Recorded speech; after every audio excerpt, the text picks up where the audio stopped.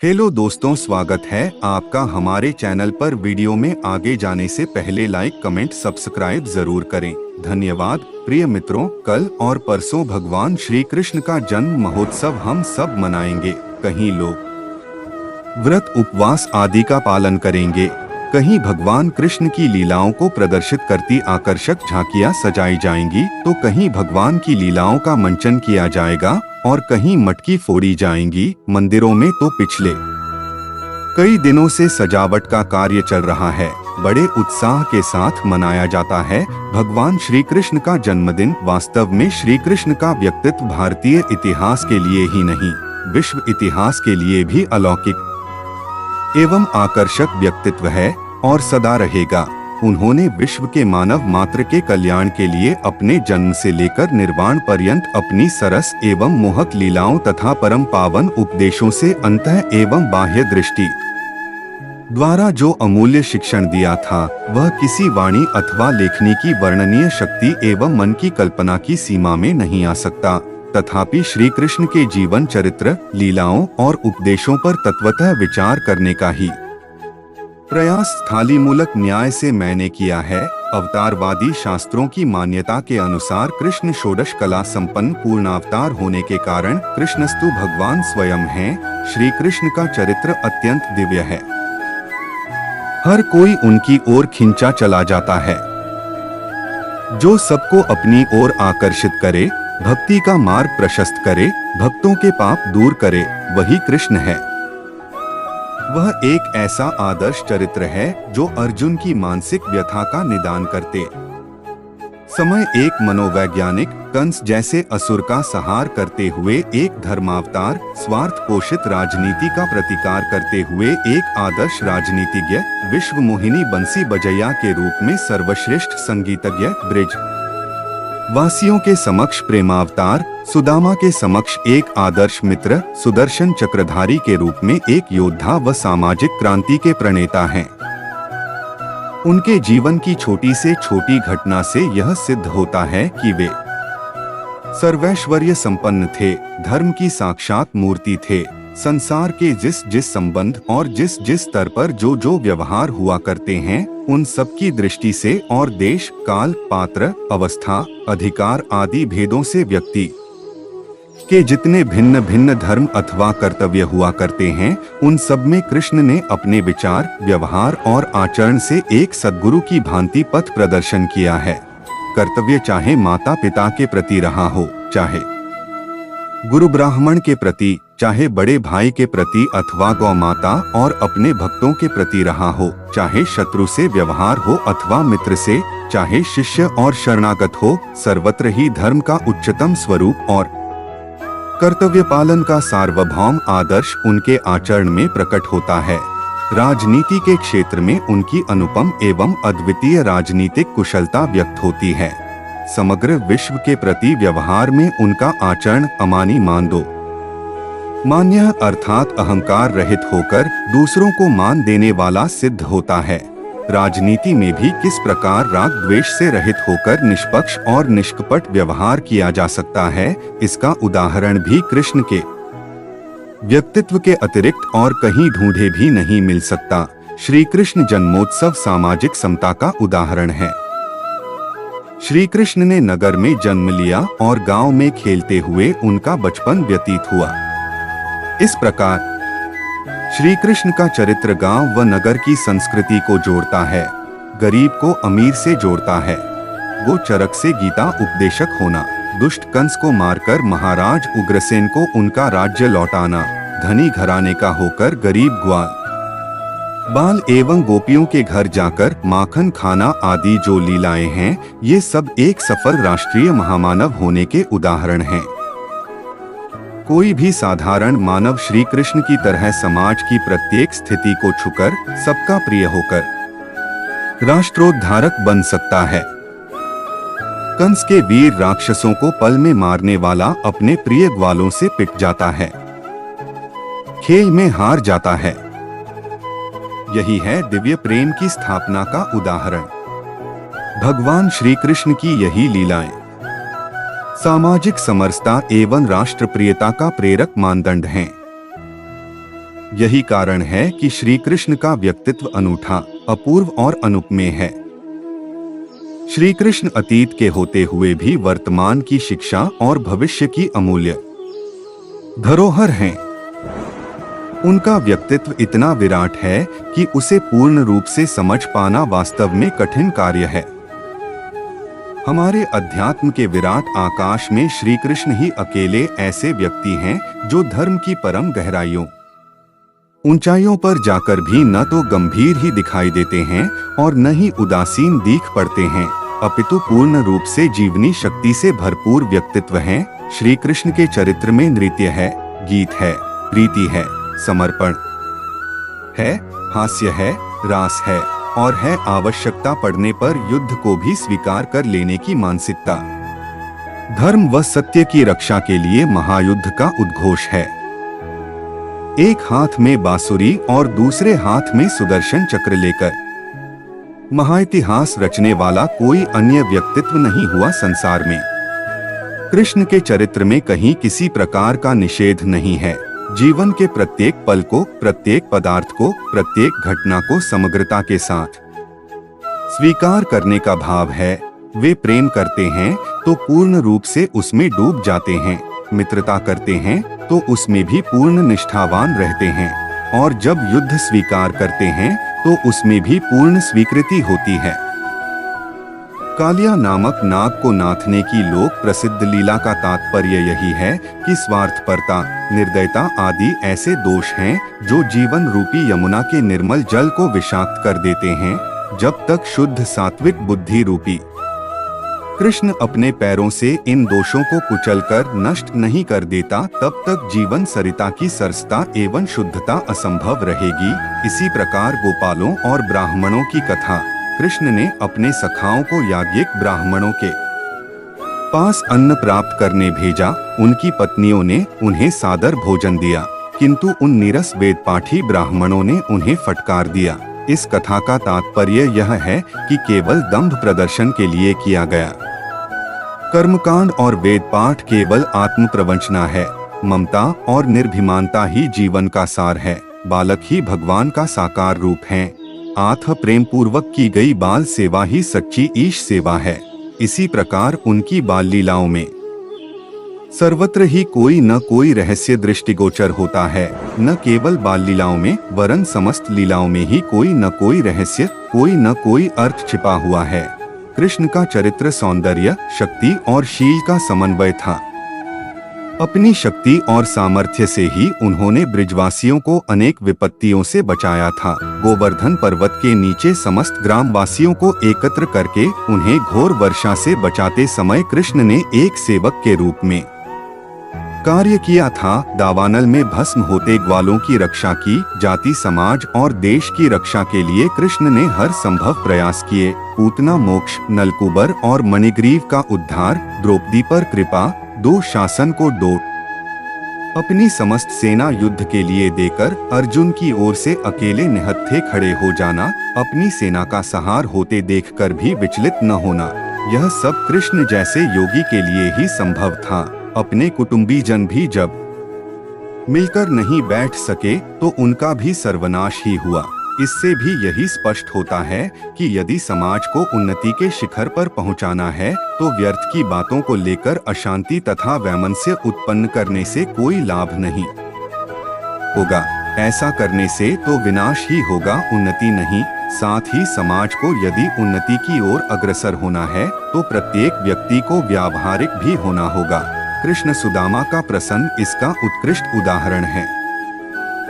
श्री कृष्ण जैसा ऐश्वर्य संपन्न व्यक्ति सुदामा जैसे निर्धन व्यक्ति के तंदुल निकालकर खा लेता है और सुदामा को ऐश्वर्यशाली बना देता है। यह घटना एक ओर जहां मित्रता में आस्था को दर्शाती है, वहीं सामंतवादी मनोवृत्ति का भी मखौल उड़ाती है और प्राणी मात्र में समता की स्थापना करती है। सुदामा अध्ययन, मनन, रचना सर्जना में ऐसे डूबे कि बुद्धि वैभव को ही स्वधर्म मान उसी में जीवन की सार्थकता खोजने लगे। परिवार पालन के लिए धन की भी आवश्यकता होती है, इस सत्य को वे भुला ही बैठे। परिग्रह और अभाव में अंतर भुला बैठे थे सुदामा। जबकि आवश्यकता है दोनों में संतुलन स्थापित करने की। परिग्रह मत करो पर अभावग्रस्त भी मत रहो। श्री कृष्ण यह भी सिद्ध करना चाहते थे कि व्यक्ति को व्यावहारिक भी होना चाहिए। श्री कृष्ण को रसिक, बिहारी, लीला प्रिय, सहस्रमणि प्रिय आदि न जाने कितने नामों से संबोधित किया जाता है, किंतु श्री कृष्ण एक नवीन प्रकार की नैतिकता को स्थापित करने वाले एक महान व्यक्तित्व थे। भौमासुर के विनाश के पश्चात उसके द्वारा बंदी बनाई गई 16,000 स्त्रियों को कृष्ण ने इसलिए स्वीकार किया क्योंकि वे जानते थे कि समाज उन्हें स्वीकार नहीं करेगा। वे जानते थे कि एक अनाचारी की कैद से छूटी इन निर्दोष युवतियों को सदा के लिए उल्टा मान लिया जाएगा और कोई भी इनके साथ विवाह के लिए आगे नहीं आएगा। उनके सम्मान की रक्षा के लिए तथा समाज के समक्ष एक आदर्श प्रस्तुत करने के लिए कृष्ण ने उन्हें स्वीकार किया। इसी प्रकार रासलीला, जो लोग कृष्ण को केवल रास रचया भर मानते हैं, वास्तव में वे लोग रास के अर्थ तथा मर्म को ही भली भांति नहीं समझ पाए हैं। कृष्ण का गोपियों के साथ नृत्य करना कोई साधारण घटना नहीं है। भाव, ताल, नृत्य, छंद, गीत, रूपक एवं लीलाभिनय से युक्त यह रास, जिसमें रस का उद्भव मन से होता है तथा जो पूर्ण रूप से अलौकिक और आध्यात्मिक है, वैष्णव परंपराओं से लेकर जैन परंपराओं तक समस्त चिंतन परंपराओं में ज्ञान का आलोक लेकर आया। समस्त ब्रह्मांड में जो विराट नृत्य चल रहा है, प्रकृति और पुरुष परमात्मा का, श्री कृष्ण का गोपियों के साथ नृत्य उस विराट नृत्य की ही तो एक झलक है।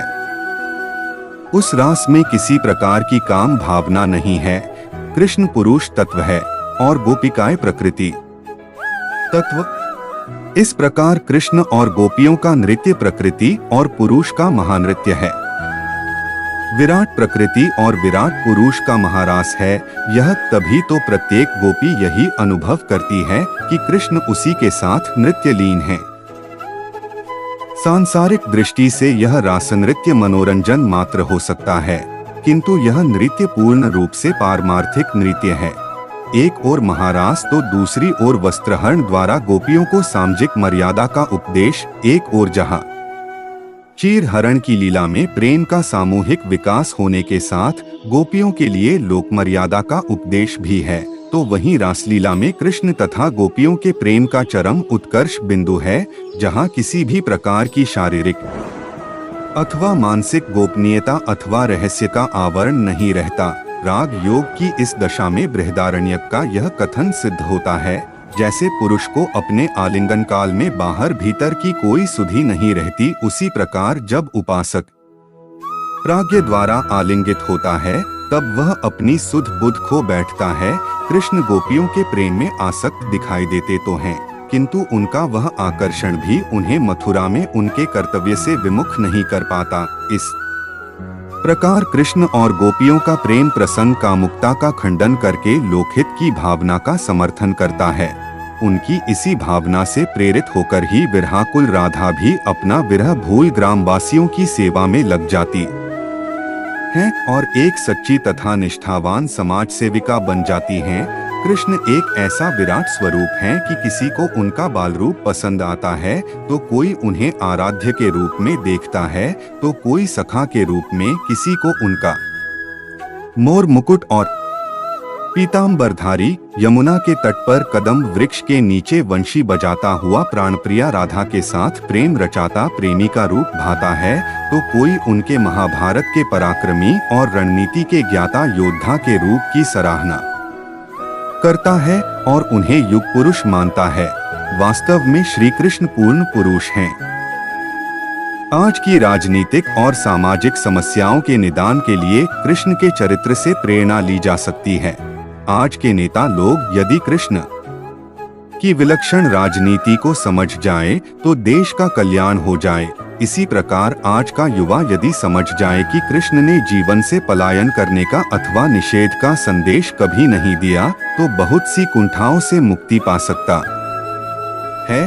कृष्ण एक ओर जहां महान योगी थे तो दूसरी ओर ऐसे ऋषि भी थे कि जिन्होंने कभी वासना को महत्व नहीं दिया, जीवन के रस को महत्व दिया। वे सर्वज्ञ और सर्वशक्तिमान और सर्व का कल्याण व शुभ चाहने वाले हैं। अत्यंत रूपवान होने के साथ साथ सत असत के ज्ञाता भी हैं। उनके व्यक्तित्व में भारत को एक प्रतिभा संपन्न राजनीतिवेत्ता ही नहीं मिला वरन एक महान कर्मयोगी और दार्शनिक भी प्राप्त हुआ, जिसका गीता ज्ञान समस्त मानवजाति एवं सभी देश काल के लिए पथ प्रदर्शक है। आर्य जीवनचर्या का संपूर्ण विकास हमें कृष्ण के चरित्र में सर्वत्र दिखाई देता है। जीवन का कोई ऐसा क्षेत्र नहीं है जिसे उन्होंने अपनी प्रतिभा के द्वारा प्रभावित नहीं किया। सर्वत्र उनकी अद्भुत मेधा तथा प्रतिभा के दर्शन होते हैं। एक ओर वे महान राजनीतिज्ञ, क्रांति विधाता, धर्म पर आधारित नवीन साम्राज्य के सृष्टा राष्ट्रनायक के रूप में दिखाई पड़ते हैं, तो दूसरी ओर धर्म, अध्यात्म, दर्शन तथा नीति के सूक्ष्म चिंतक, विवेचक तथा प्रचारक के रूप में भी उनकी भूमिका कम महत्व की नहीं है। महाभारत के युग में सामाजिक पतन के लक्षण दिखाई पड़ने लगे थे। गुणकर्म स्वभाव पर आधारित वर्ण व्यवस्था जन्मना जातियों के रूप में बदल चुकी थी। ब्राह्मण वर्ग अपनी स्वभावगत शुचिता, लोकोपकार भावना, त्याग, सहिष्णुता तथा सम्मान के प्रति तटस्थता जैसे सद्गुणों को भुलाकर संग्रहशील, अहंकारी तथा असहिष्णु बन चुका था। आचार्य द्रोण जैसे शस्त्र तथा शास्त्र में निष्णात ब्राह्मण अपनी अस्मिता को भूलकर और अपने अपमान को सहकर भी कुरुवंशी राजकुमारों को उनके महलों में ही शिक्षा देकर उदरपूर्ति कर रहे थे। कहा तो गुरुकुलों का वह युग था जिसमें महान से महान राजा महाराजाओं के पुत्र भी शिक्षा ग्रहण के लिए राजप्रासादों को छोड़कर आचार्य कुलों में रहते थे और त्याग, अनुशासन एवं संयम का जीवन व्यतीत करते थे। इसके विपरीत महाभारत युग में ऐसा समय आया जब कुरुवृद्ध भीष्म के आदेश से द्रोणाचार्य ने राजमहल को ही विद्यालय का रूप दे दिया था। आज के विश्वविद्यालयों का संभवतः प्राचीन रूप यही था, जहां शिक्षक को शिष्य द्वारा प्रदत्त शुल्क लेकर उसे पढ़ाना था। इस कुरुवंशीय विश्वविद्यालय का प्रथम स्नातक तो दुर्योधन ही था, जिसके अनिष्ट कार्यों ने देश के भविष्य को दीर्घ काल के लिए अंधकारपूर्ण बना दिया था। ऐसी दुर्व्यवस्था वाले कुरुराज्य को नष्ट करके पुनः उसी संयम, त्याग, काम, क्रोध, लोभ, मोह से रहित सर्वजन हितकारी व्यवस्था को पुनर्जीवित करना था। उनके समय में भारतवर्ष सुदूर उत्तर में गांधार, आज का अफगानिस्तान से लेकर दक्षिण की सह्याद्री पर्वतमाला तक क्षत्रियों के छोटे छोटे स्वतंत्र किंतु निरंकुश राज्यों में विभक्त हो चुका था। उन्हें एक सूत्र में पिरोकर समग्र भारत खंड को एक सुदृढ़ राजनीतिक इकाई के रूप में पिरोने वाला कोई नहीं था। एक चक्रवर्ती प्रजापालक सम्राट के न होने से मांडलिक राजा नितांत स्वेच्छाचारी, प्रजापीड़क तथा अन्यायी हो गए थे। मथुरा का कंस, मगध का जरासंध, चेदी देश का शिशुपाल तथा हस्तिनापुर के कौरव सभी दुष्ट, विलासी, दुराचारी तथा ऐश्वर्य मद में प्रमत्त हो रहे थे। कृष्ण ने अपनी नीतिमत्ता, कूटनीतिक चातुर्य तथा सूझबूझ से इन सभी अनाचारियों को जड़ से समाप्त करके धर्मराज की उपाधि धारण करने वाले अजातशत्रु युधिष्ठिर को आर्यावर्त के सिंहासन पर प्रतिष्ठित कर देश में चक्रवर्ती धर्मराज्य स्थापित किया।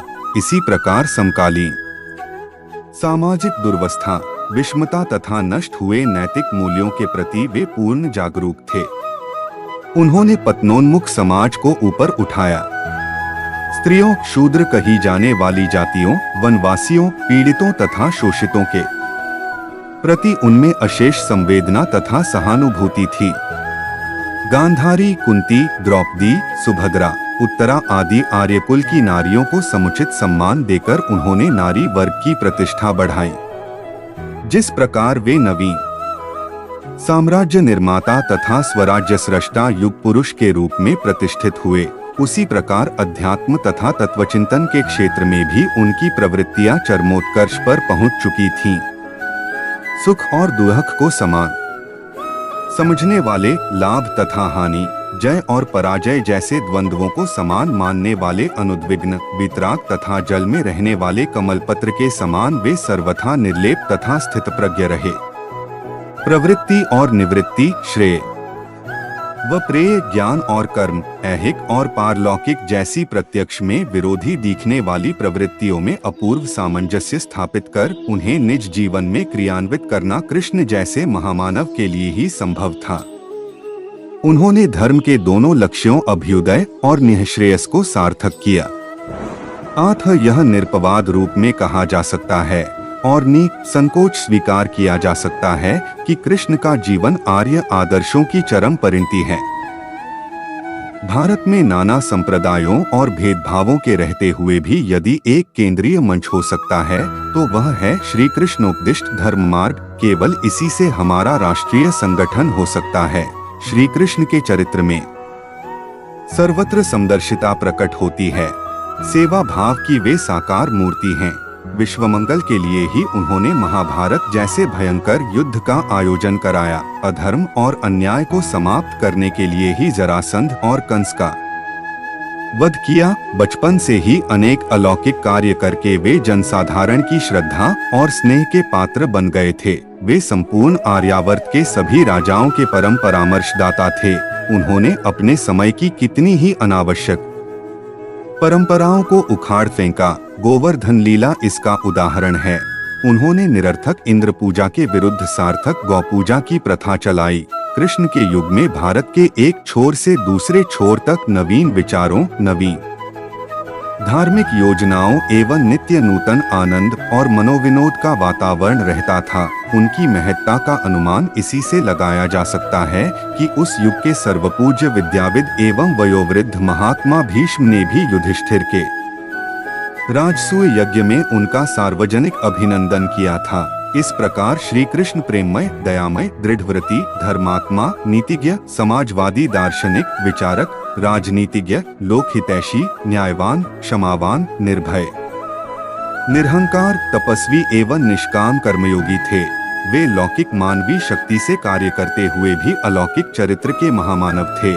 तो दोस्तों, कैसा लगा यह वीडियो? अगर अच्छा लगा हो तो लाइक, कमेंट, सब्सक्राइब जरूर करें। धन्यवाद।